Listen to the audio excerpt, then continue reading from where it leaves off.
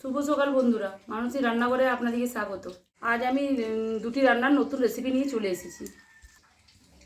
একটি হলো পটল আলু দিয়ে ডিমের ঝোল, আর একটা হচ্ছে করলা আলু পেঁয়াজের চচ্চড়ি।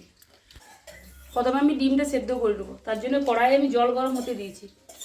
এই উনানে আমি ভাত, ডাল, শাক ভাজা হয়ে গেছে আগে, তারপরে এই ডিমের তরকারি বানাচ্ছি। জলটি ভালোভাবে গরম হয়ে গেছে।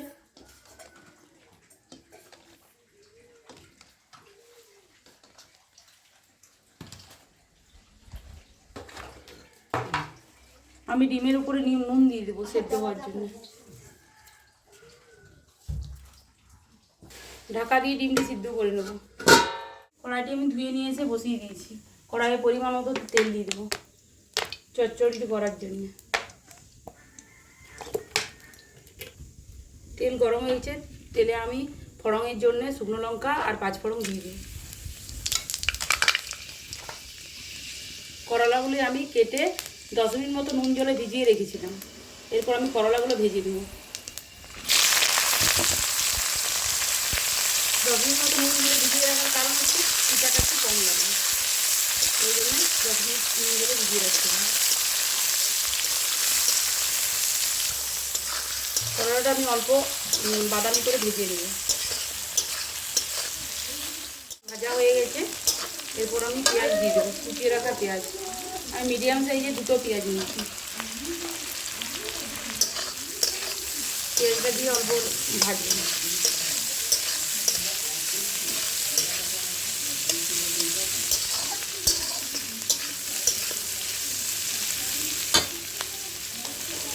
করলা পেঁয়াজ আমার ভালো করে ভাজা হয়ে গেছে।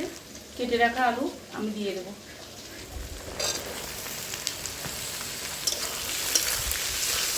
নুন হলুদ আমি দিয়ে দেবো।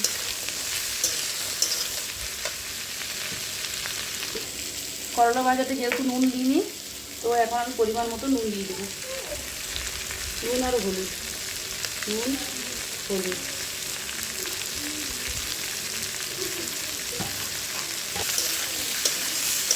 আমি ঢাকা দিয়ে ভেজে নেব।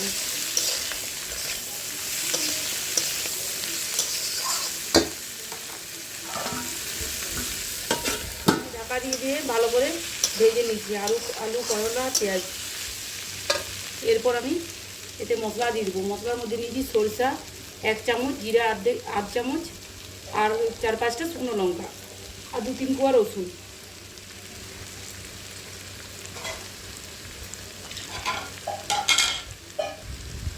বাটিটা ধুয়ে আমি 1 বাটির মতো জল দিয়ে দেবো।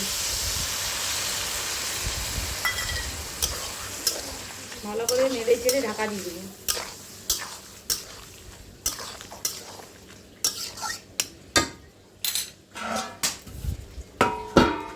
বাটি খুলে নেব।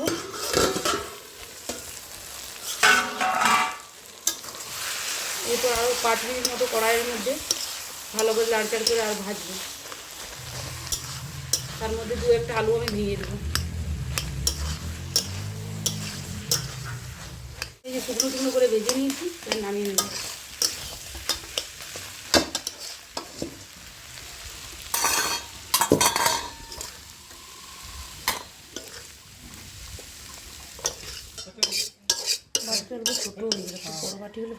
ডিমগুলো আমার সিদ্ধ করা হয়েছে, আমি ঢেলে ঠান্ডা হতে দিয়েছিলাম। এবার আমি ছাড়িয়ে নিচ্ছি।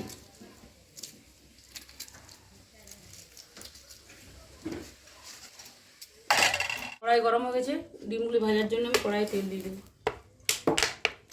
ডিমগুলির ভেতরে নুন হলুদ ঢোকার জন্য বা মশলা ঢোকার জন্য আমি কাঁটা চামচে করে একটু করে ছিদ্র করে নেব, এরকমভাবে। ডিমগুলো ভাজার আগে আমি ডিমের গায়ে ভালোভাবে নুন হলুদ মাখিয়ে নেব।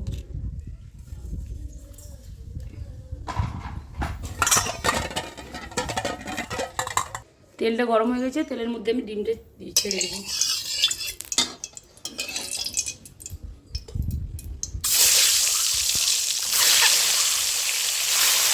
সবগুলো ডিম আমি একসঙ্গে ভেজে নেব।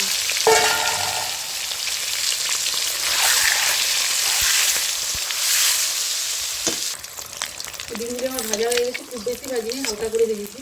এগুলো আমি তুলে নেব। ওই তেলেই আমি পটলগুলো ভেজে নেব। একটা পটল আমি 4 পিস করে করেছি।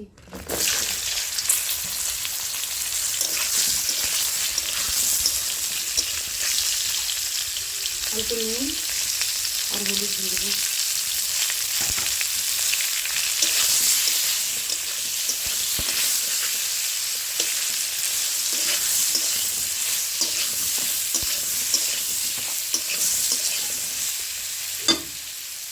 পটলগুলো আমি লাল লাল করে ভেজে নিয়েছি, ওই ডিম ভেজে রেখেছি ওই জায়গাতেই তুলে নেব। ওই তেলে ডিমের তরকারিটা রান্না করার জন্য আমি অল্প তেল দিয়ে দেবো। 2টো শুকনো লঙ্কা আর 1/2 চামচ মতো গোটা জিরা ফোড়ন আমি দিলাম। কেটে ধুয়ে রাখা আলু,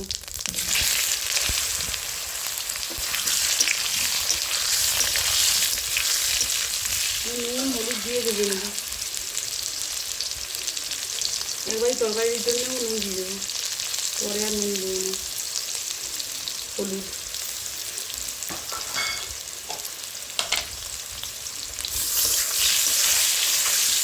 দিয়ে ভেজে নেবো।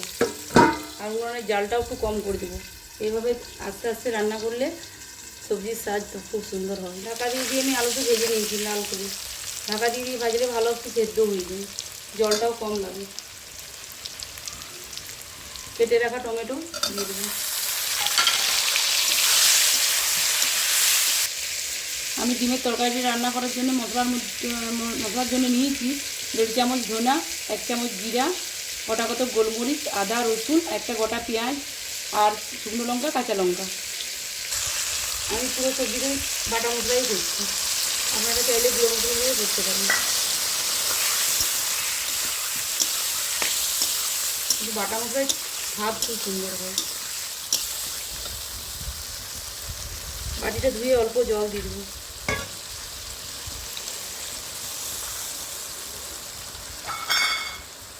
হলুদ, যেহেতু আমি লঙ্কা বেটে দিয়েছি লঙ্কাগুলো ব্যবহার করবো না।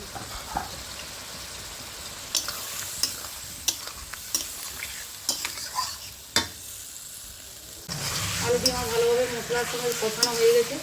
এই ভেজে রাখা পটল আর ডিম আমি দিয়ে দেবো। মিনিট 5 মতো কষিয়ে নেব। 5 মিনিট হয়ে গেছে ভাজা। যে বাটিতে ডিম আর পটল রেখেছিলাম ওই বাটিতে জল ঢেলে আমি জলটা দিয়ে দেবো ঝোলের জন্য। বেশি ঝোল করবো না, তার জন্য অল্প করে জল দিয়েছি। সবজিগুলো তো আমার সেদ্ধ হয়ে এসেছে, কিছুক্ষণ পর নামিয়ে দেবো। 10 মিনিট থাকবে, তারপর নামিয়ে দেবো।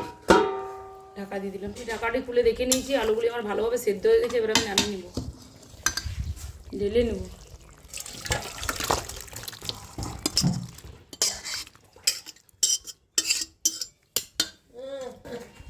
রান্নায় আমার হয়ে গেছে। এই ধরনের নিত্য নতুন রান্না পেতে হলে আমার চ্যানেলটিকে সাবস্ক্রাইব করবেন, কমেন্ট করবেন, লাইক করবেন ও বন্ধুদের সাথে শেয়ার করে পাশে থাকবেন।